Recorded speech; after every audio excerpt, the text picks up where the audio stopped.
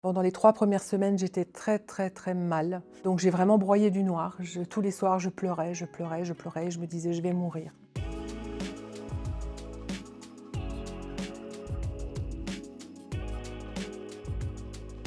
En novembre 2020, je devais faire ma mammographie, mais suite à des soucis de santé mentale, on va dire, puisque j'ai fait une dépression au travail, j'ai repoussé ma mammographie de contrôle de 4 mois.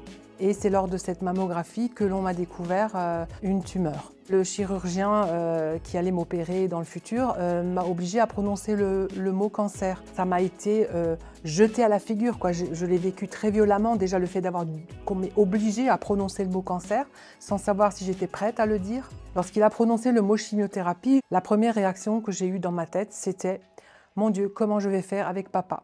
J'avais un papa très malade, qui était veuf depuis 4 ans à ce moment-là. Et mon seul souci n'était pas les effets secondaires que moi-même j'allais devoir subir, mais comment je vais faire pour cacher ma maladie à papa. Je mettais ma perruque uniquement quand je voyais mon papa. Donc en tant qu'homme, en général, ils ne font pas trop attention à ça. Il est parti il y a 4 mois. Et il est parti sans le savoir. Et c'est très bien comme ça.